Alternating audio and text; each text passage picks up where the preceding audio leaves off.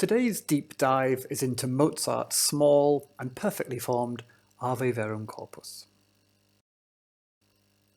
So, there was this composer called Mozart. You might not have heard of him. I dug him out of obscurity for the purposes of this video. Apparently he wrote quite a lot of music.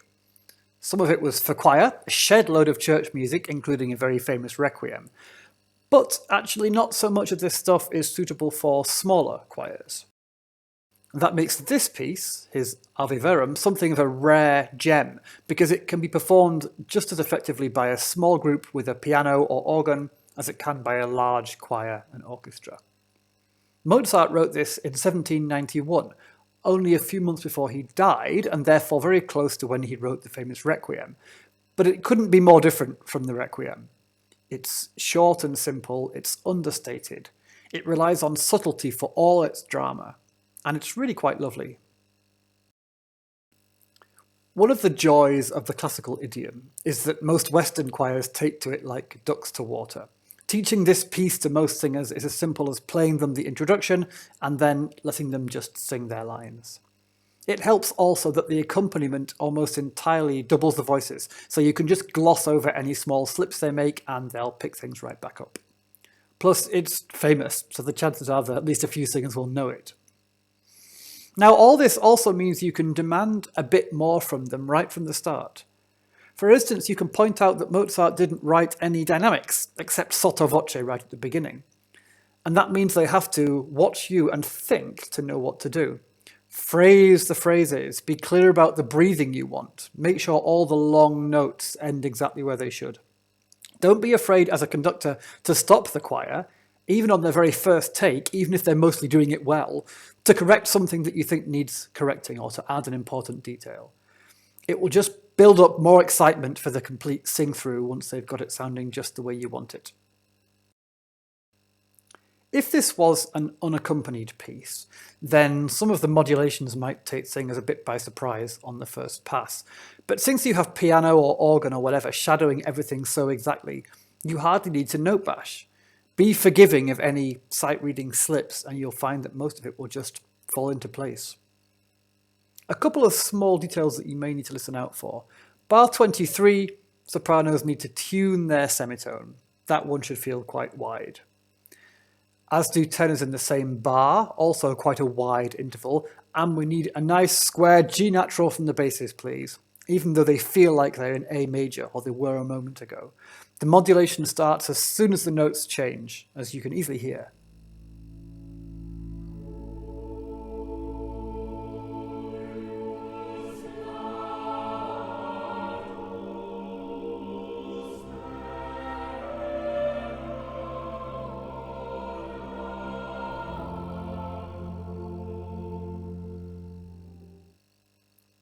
And in bar 29, tenors have a sudden leap down to fill in the chord at the end of the phrase. That one is a bit strange. Once they've got the interval in their heads, don't let them land too heavily on it. It should just blend into the chord like this.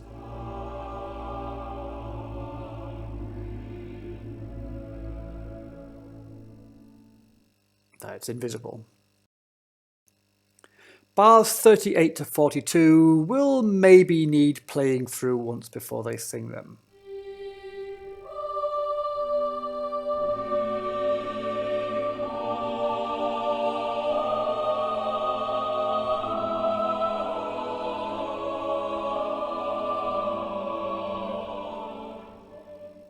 It's so good! Now, with a piece like this that's structurally so simple, it's a great opportunity to focus minds on intelligent phrasing and choral dynamics. There's a good chance in the very first phrase to use my favourite trick for this. Get everyone to sing the tenor line, the one that consists almost entirely of the note A, and make them do as much expression with that simple line as they possibly can. They have to think about pacing, about building to the middle of the phrase, about important words, about breathing exactly together, about holding notes for their full duration, about making vowels long, consonants short, and so on and so on.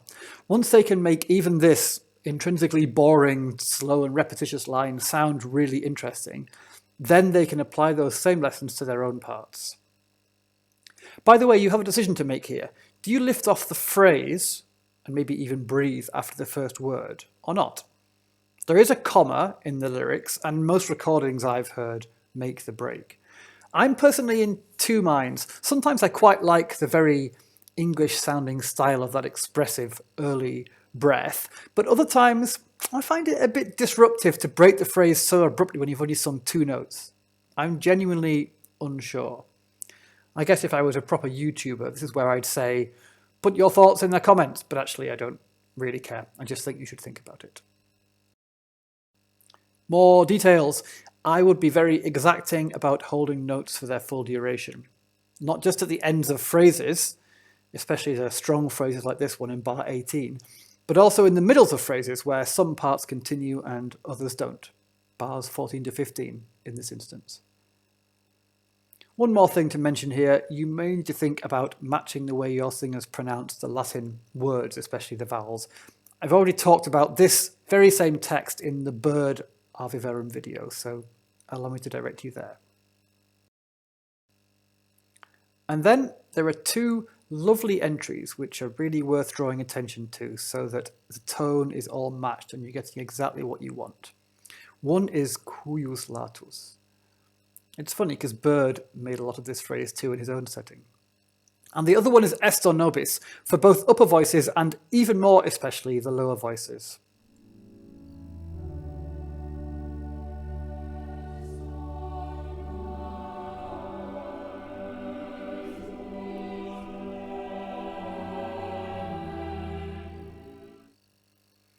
In each case, remind singers of the importance of preparation time. Not only breathing slowly over several beats before they sing, but also watching you during that time. So you can shape the vowel you want in advance with your mouth, and you can flash your eyes at them at the crucial moment. So beyond what we've already talked about, I just have two further things to say about performance. The first is this. In the video about Bird's Ave Verum, I banged on about how singers have their own independent lines, and your job as conductor is to train them to do the work themselves and then get out of their way. But that was Renaissance polyphony, and this is classical homophony. So with this piece, I think you need the opposite. It's such a pure classical experience from start to finish that what you ideally want is for singers not to worry about all the faffy details and just to have flow. In an ideal performance of this piece, the only person in the room whose brain is working hard while the music's going on is you, the conductor. Everyone else is just singing from their souls. Now, because of that, I would consider asking your choir to learn this little piece from memory. This is a bit of a culture thing. I'm sure there are some people watching this video now who are thinking, what? From memory, you're mad. And others who are thinking, is there any other way to sing? If your choir doesn't usually sing from memory, they will hate you for asking for it. And you will find it more stressful too, as a conductor, because so much more responsibility passes from them to you.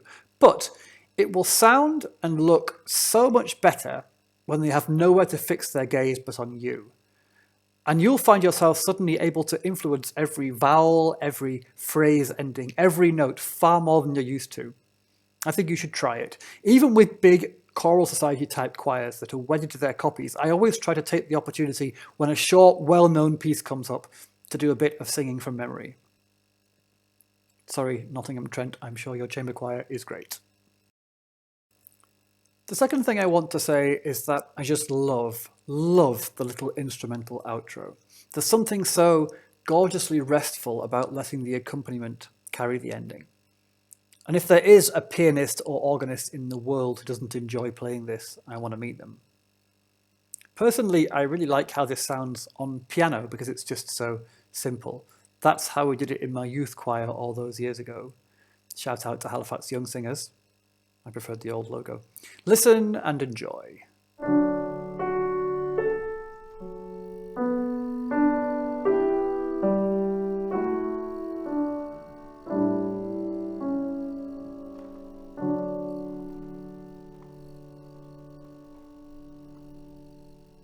No trill? All right then. Anyway, I think you should really pay that little outro the respect it deserves. When the singers have stopped singing, Don't let them relax while the music is still going on. The minute the energy goes out of the choir, the audience switches off too. Don't even let singers drop their eyes to follow the music on the page. You can force every single member of the choir to keep looking intently at you by not dropping your own gaze and by holding your breath for those last 3 bars. It sounds a bit strange, but if you do it on the night, the effect will be intense and electrifying. Thank you very much for spending a few minutes thinking about Mozart with me. You can find this deep dive, along with lots more, on the Deep Dive YouTube channel. We've got Bird, we've got Whittaker, we've got Josquin, and more, and even more in the pipeline. If you found this video or podcast useful or interesting, and you like it and subscribe to the channel, that helps other people find it too. I think that's how it works. Until next time, here's that outro one more time, because why not?